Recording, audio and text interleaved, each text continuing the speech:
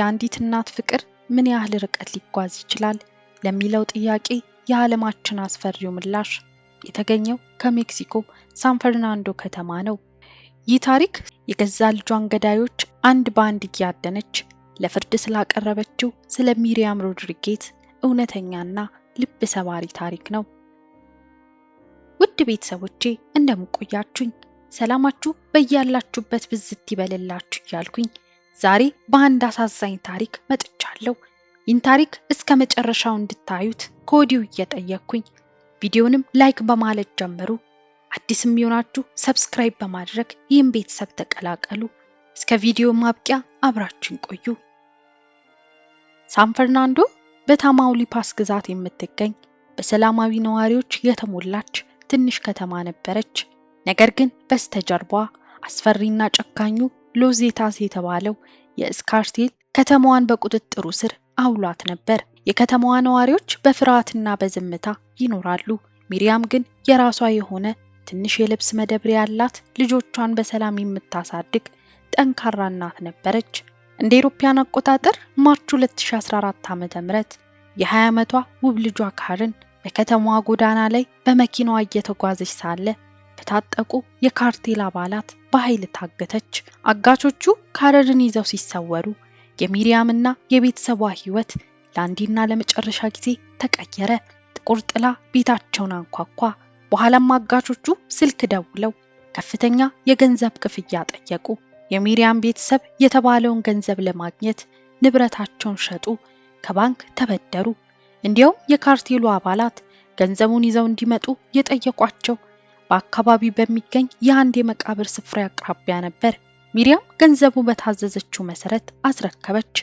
ልጇ በሰላም ትመለሳለች በሚል ተስፋ ሌሊቱን ሙሉ ስትጠብቅ አደረች። ነገር ግን ልጇ አልተመለሰችም። የሚሪያም ልብ የሆነ ነገር እንደተበላሸ ተሰማት። ፍርሃቷ ወደ ከባድ ድንጋጤ ተቀየረ። ከአጋቾቹ ጋር በድጋሚ ለመደራደር ስትሞክር ስልኮቹ ዝግ ሆኑ። ግን ሚሪያም ያላወቀችው ነገር ቢኖር ካርቴሎቹ ገንዘቡን ወስደው ልጇን ግን ጨክነው ገለዋት ነበር።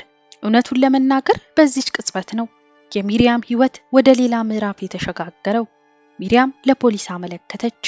ነገር ግን ፖሊሶች በካርቴሉ ፍርሃትና በሙስና ምክንያት ምንም ሊረዷት አልፈለጉም። ልጅሽን እርሻት የሚል ቀዝቃዛ ምላሾች ሰጧት። እዚህ ጋር ነው ታሪኩ ወደ አስገራሚ ጥንካሬ የሚቀየረው።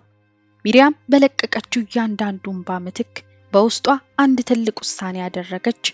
ይህም መንግስትና ፖሊስ ፍትህ ካልሰጧት የልጇን ገዳዮች በገዛ እጇ ፈልጋ ለማግኘት ለራሷ ቃል ገባች።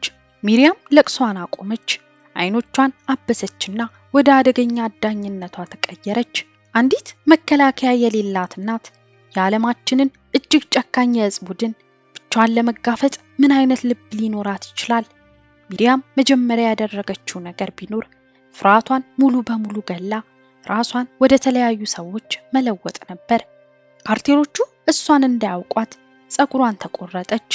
ከዚያም ወደ ተለያዩ ቀለማት ቀየረችው።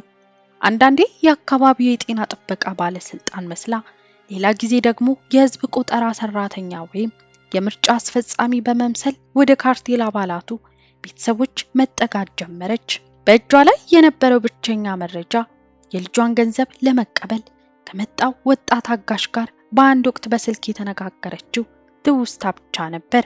እውነቱን ለመናገር የፖሊስ መርማሪዎችን የሚያስንቅ ትዕግስት ነበራት።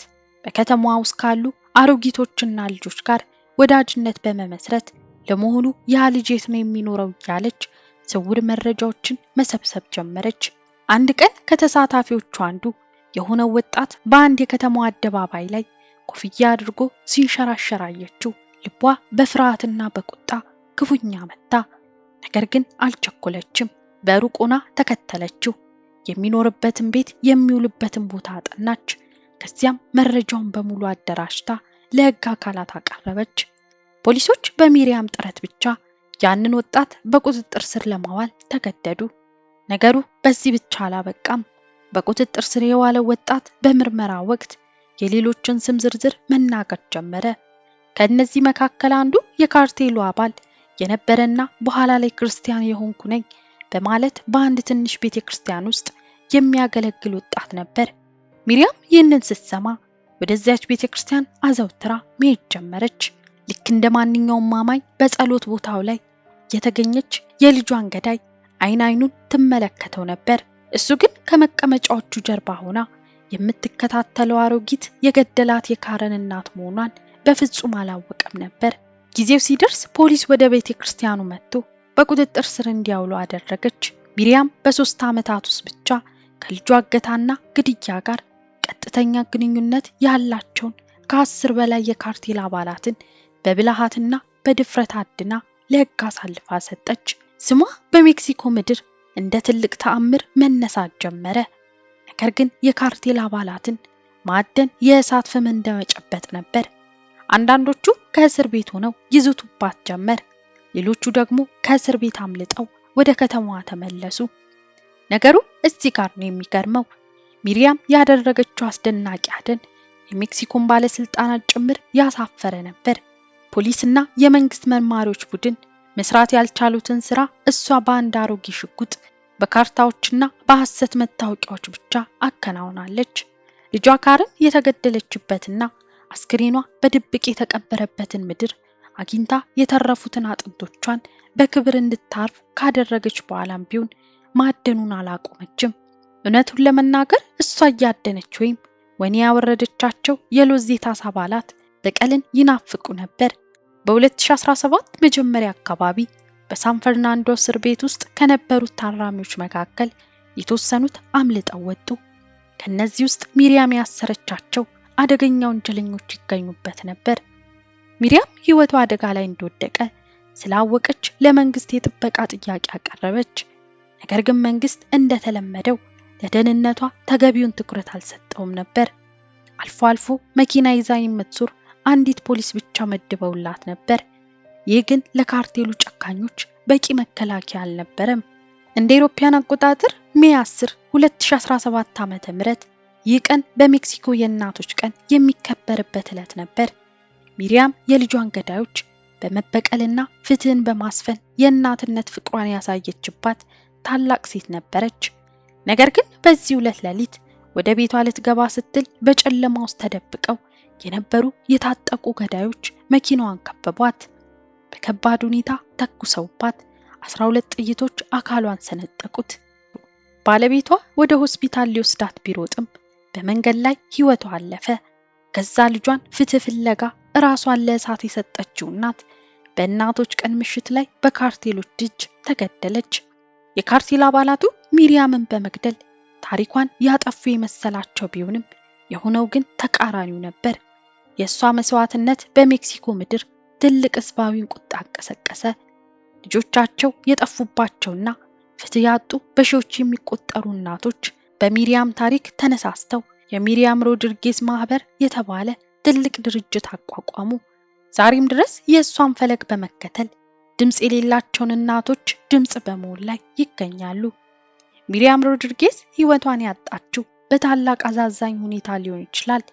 ነገር ግን ለልጇ ያላት ትልቅ ፍቅር፣ ያሳየችው አስደናቂ ድፍረትና በገዳዮች ላይ የፈጠረችው ከፍተኛ ፍርሃት በታሪክ ውስጥ ምንጊዜም ሲታወስ ይኖራል። ውድ ቤተሰቦቼ ለዛሬ ያዘጋጀሁት ቪዲዮ ይህን ይመስል ነበር። እስኪ እናንተስ በዚህ ታሪክ ላይ ምን ተሰማችሁ? ሐሳባችሁን ኮሜንት ላይ አሳውቁኝ። ላይክ እንዲሁም ለሌሎች እንዲደርስ ሼር እያደረጋችሁ ለዚህ ቻናልም አዲስ ሆናችሁ የምትመለከቱ ሰብስክራይብ እያደረጋችሁ ተቀላቀሉ። በሌላ አዲስ የወንጀል ታሪክ እስክንገናኝ ድረስ ቸር ቆዩልኝ።